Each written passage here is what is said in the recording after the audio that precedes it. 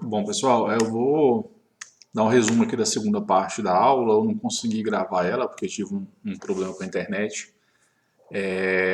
A gente falou sobre processador, agora eu vou falar um pouquinho sobre a memória, tá? Do computador. A memória está aí a imagem dela. Ela é responsável por armazenar temporariamente os arquivos, né? Por exemplo, no momento que eu estou com um programa aberto, vamos dizer que é o Word, um editor de texto. O que está sendo digitado ali na tela, o programa em si, ele está aberto na memória, tá?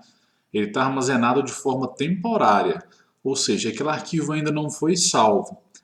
Tirando algumas exceções, se você reiniciar esse computador, ou se tiver um pique de energia e você não tiver salvo ainda o arquivo, você perde esse arquivo, porque ele estava salvo na memória, tá? Na memória RAM. O pessoal chama de RAM também.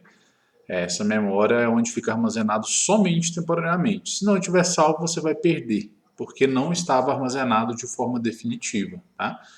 A memória, quanto maior ela for, maior vai ser a sua capacidade de ter mais de um programa aberto. Por exemplo, se você usa programas que são leves, vou dar exemplo um editor de texto, internet, e no máximo aí liga algum programa de música, você não precisa de muita memória, porque são softwares que consomem pouco, consomem muito pouco memória, tá? Já se você usa para edição de vídeo, para jogar, fazer edição também de imagens, são programas que eles exigem mais memória. Então vamos supor, eu tenho um programa aí de edição de imagem que ele consome 3 gigas de memória, né? A memória ela é em gigas, que é medida o tamanho dela, né? Capacidade no caso. Ele consome 3 gigas e eu tenho um outro software aberto que consome mais 2. Então só esses programas vão estar consumindo 5 gigas de memória. Você já tem aí o próprio sistema operacional que desde que você liga o computador ele consome determinada quantidade de memória, né? Então você precisa de ter uma quantidade de memória aí superior a 4 gigas. Você vai precisar de ter aí aproximadamente 8 gigas de memória para você tocar tranquilamente, né? A gente vai aprender mais para frente que tem como a gente ver quanto cada computador não, desculpa, tem como a gente ver quanto cada programa consome de memória, para que a gente faça essa soma e tenha uma noção de quanto que o nosso cliente ou até a gente mesmo vai estar precisando de memória, tá bom? Para não gastar com memória à toa, para ficar ociosa, e o custo é alto, né? E ao mesmo tempo também não colocar menos memória do que você precisa. Senão você vai usar seus programas, eles vão começar a travar, o computador pode reiniciar, dá vários problemas para o usuário. A gente tem que ter atenção ao comprar memória justamente nessa questão que eu falei, no que eu vou usar, qual vai ser o meu consumo, né? Para que eu consiga comprar uma memória condizente com o meu uso. Os principais problemas que são apresentados quando dá defeito na memória é tela azul. O Windows, às vezes, principalmente o Windows, que é o que a gente mais usa, o sistema operacional, né? Ele fica dando uma tela azul, reinicia toda hora. Isso aí é um indicativo que pode ser na memória. Outro problema também, vamos supor, você tem 8 gigas de memória, aí você vai lá para conferir quanto que tem no sistema e fala que você só tem 4 gigas. Então você pode estar com um dos slots queimados. O slot é isso aqui, ó. Isso aqui é um slot de memória. Cada memória é chamada de slot. Podemos ter aqui, ó, esse slot 4 gigas, né? Essa memória de 4 gigas que vai no slot. Slot é onde eu encaixo ela na realidade. Então, a memória que está em um slot está funcionando, que é essa de 4 gigas. Só apresenta 4 gigas lá. Essa outra também tem 4, então deveria meu computador estar reconhecendo 8 gigas, mas não está reconhecendo 8 gigas. É porque a memória de um dos slots, vamos dizer que seja essa, está funcionando, mas a memória de um outro slot, vamos supor que seja essa memória aqui, que está no outro encaixe chamado slot, né? Ela não está funcionando. Então não vai reconhecer outros 8 gigas, não vão reconhecer as duas, vai reconhecer somente essa memória. Beleza? A gente tem também outro hardware, outra peça do computador, o HD, hard disk, né? Que em inglês, traduzindo, seria o disco rígido para a gente. O disco rígido é onde que os arquivos eles ficam gravados de forma definitiva. Definitiva até que a gente exclua eles, né? Então, assim, cliquei lá em salvar no Word, lá para salvar um arquivo de texto. Depois que ele é salvo, ele fica no HD. Então, quando você reiniciar o computador e voltar, ele vai estar salvo no HD novamente, você consegue ter acesso a ele, tá?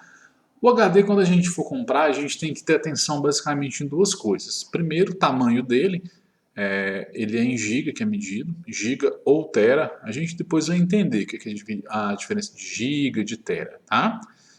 Por exemplo, vamos dizer que eu tenho um HD lá de 500 gigas. Mas eu não tenho necessidade disso tudo, ou não vou usar isso tudo. Não teria necessidade de eu comprar um HD de 1000 gigas, porque o de 500 já me atende com sobra. Se eu compro às vezes o maior, eu vou estar gastando mais do que o necessário e não vou estar usando quase nada daquilo. Tá? Os principais problemas que HD apresentam são reiniciar, a máquina às vezes reinicia, a perda de dados também, você não consegue ver os seus arquivos, às vezes você não consegue iniciar o sistema operacional. E em alguns casos você também ficou ouvindo um barulho, um tec, tec, tec, é a agulha do HD lá dentro. O HD ele tem uma espécie de um disco lá dentro, digamos que é um CD que tem lá dentro, de metal, que fica rodando em uma agulha que faz a leitura dos dados. Então, se essa agulha danificar, ela fica fazendo um tec-tec e infelizmente não vai estar lendo os dados. Aí você pode perder todos os seus arquivos. Às vezes o computador sequer entende que tem um HD ali. Além do tamanho do HD em gigas, quando a gente vai comprar, é importante a gente ver a quantidade de rotação que ele tem. Porque quanto maior a rotação que o disco gira lá dentro, maior vai ser a velocidade de leitura. Então, melhor vai ser o desempenho do computador. Temos também a placa de vídeo. Placa de vídeo, como o próprio nome fala, ela gera o vídeo do computador, né?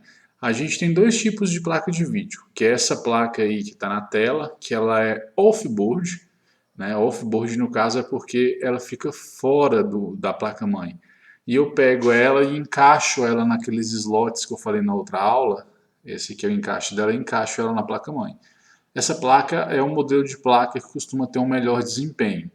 A outra placa de vídeo é considerada on-board porque ela já vem integrada na placa-mãe. O próprio processador gera um vídeo e a própria placa-mãe ela tem uma conexão para você conectar um monitor e gerar o vídeo, só que tem um desempenho menor. Tá? Esse aqui, ó, em azulzinho, aqui, é o conector para o monitor, onde que eu conecto um cabo no monitor e outro cabo aqui para mim estar gerando o vídeo através dessa placa aqui off-board. Se for através do onboard, que é a placa que fica integrada na placa-mãe, vai ter um azulzinho lá também na própria placa-mãe para encaixar. Placa de vídeo, o desempenho dela também é muito importante na hora de comprar, você ver quantos gigas que ela tem, se é uma placa mais nova ou não, e o que ela suporta. A gente vai estar tendo uma aula específica de placa de vídeo mais para frente, então a gente vai estar vendo isso mais detalhado. Principais problemas da placa de vídeo às vezes estar desinstalando os programas referentes a ela mesma, né? A placa de vídeo, para ela funcionar de maneira correta, você tem que instalar uns programas que chamam drives, né? Esses drives você instala para que você tenha qualidade de vídeo. Se você instala esse drive, comecei a usar o computador, de repente o vídeo ficou ruim, fui ver, desinstalou esse drive, instalei novamente, aconteceu de novo e desinstalar automaticamente. Você pode ir na placa de vídeo, que certeza que o problema vai ser nela. Ela está com alguma coisa que não está funcionando legal.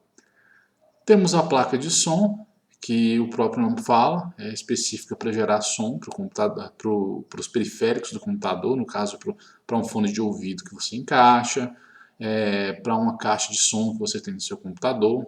Essa placa de vídeo aqui é o mesmo caso da essa placa de som, na realidade, né, desculpa. Essa placa de som é o mesmo caso da placa de vídeo, ela é off-board. Vocês podem ver que ela tem aqui, ó, a marca dos encaixes, onde você encaixa na placa-mãe. Mas a placa-mãe também tem uma placa de vídeo on-board, né? Então, por que colocar uma placa de som off-board se já tem on-board? Aquela on-board, que ela tem um encaixezinho verde, que também, se vocês olharem na própria placa-mãe, já tem esse encaixe. Ela é mais para quando você vai ouvir uma música tranquilo, num fone, numa caixinha de som. Agora, se você for mexer com edição, por exemplo, de som, é ideal você ter uma placa dessa aqui que vai ter um desempenho melhor, né? Vai te dar um áudio melhor para que você possa estar fazendo edição aí de qualidade. Temos as placas de rede. A placa de rede ela é responsável por receber a internet que chega via cabo na sua residência. Essa placa de rede aqui ela é específica cabeada, vocês podem ver que ela tem uma entrada aqui para cabo, né? Placa de rede elas são divididas em dois tipos, basicamente, que é a placa de rede barra giga e barra mega. Qual que é a diferença? A barra mega ela recebe uma velocidade menor. Então vamos supor, comprei uma internet top da Algar, show de bola, mas ela não chega os 300 megas que eu comprei. Eu vou lá medir, só chega a 50, 60 megas. Pode ir na sua placa de vídeo, que ela é uma placa de, na sua placa de rede, que ela é uma placa de rede que não recebe uma quantidade grande, ela é barra mega, né? Ela não vai receber uma quantidade grande de internet. Aqui é barra giga, ela recebe uma quantidade muito maior de internet. Então, assim, a gente tem que se atentar a isso. Porque às vezes você ou o próprio cliente compra uma internet top e não tem uma qualidade top de internet justamente por causa da sua placa de rede.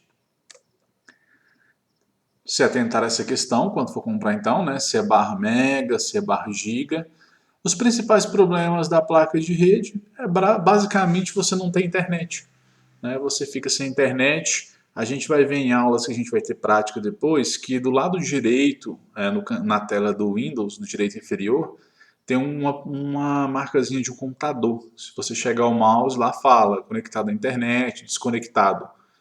Quando você está com a placa de vídeo com problema, sequer aparece aquele íconezinho. Não apareceu aquele ícone, você pode ir na placa de rede que tem algum defeito nela. Leitora e gravadora, de CD, DVD. O pessoal usava aí, há um tempo atrás era mais comum para ler CD, gravar CD, DVD. Hoje já caiu em desuso, não é muito usado não, apesar de que a gente ainda encontra no mercado. Temos a fonte de alimentação, de extrema importância. A fonte de alimentação ela é responsável por receber a energia que vem da rede normal, né, da rede de energia, ou seja, das tomadas. Você conecta na placa, na fonte de alimentação, ela pega essa energia e redistribui ela, porque aí ela só manda a quantidade de energia necessária para cada peça funcionar. Né? Ela manda lá para o seu processador, para a sua placa-mãe, por exemplo, a quantidade que a placa-mãe pede.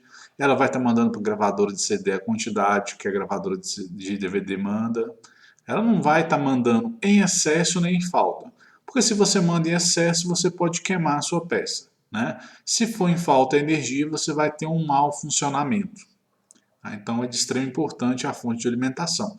E você tem que ter uma fonte de alimentação também que atenda. Né? A fonte de alimentação ela é medida em watts. Né? Essa fonte aqui provavelmente deve ser uma fonte de 200 a no máximo 300 watts, pelo que eu estou vendo aqui da imagem dela. Às vezes você tem um computador que todas as peças juntas consomem 500 watts, mas aí a sua fonte só envia 250 a 300. Então você não vai conseguir ter um funcionamento correto. Vai ficar reiniciando, vai ficar sobreaquecendo, não vai resolver o seu problema. Tá? Não vai te atender de maneira alguma. Então a gente tem que ter essa atenção aí na potência de comprar. O ideal é que você faça uma listagem de cada peça que tem no computador, né, um modelo dessas peças, verifique na ficha técnica quanto que cada uma gasta e faça essa soma, né, para que você tenha aí a noção do que você vai precisar. E sempre jogar um pouquinho acima.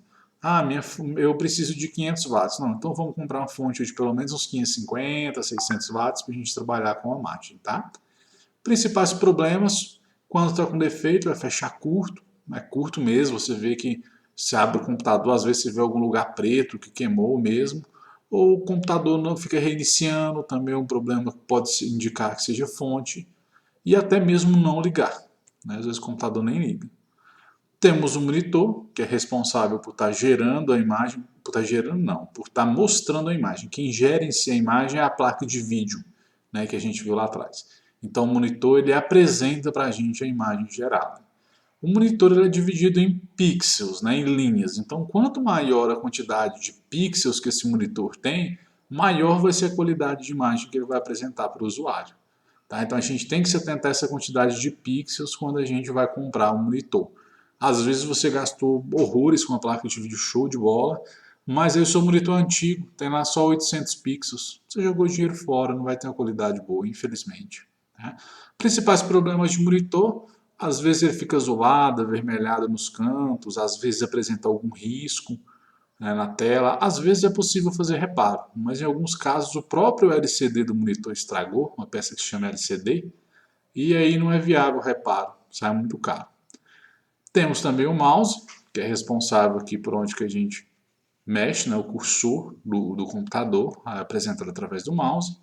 E nós temos o teclado, que é onde a gente digita e aparece ali o texto no local que você digitou, seja um editor de texto, seja na internet, independente. Beleza, pessoal? Mandei no grupo uma atividade. Aí vocês façam a atividade, por favor. Na próxima aula eu vou estar corrigindo aí, estar explicando melhor sobre o que eu pedi lá na atividade, para a gente dar sequência aí no nosso curso. Beleza? Obrigado.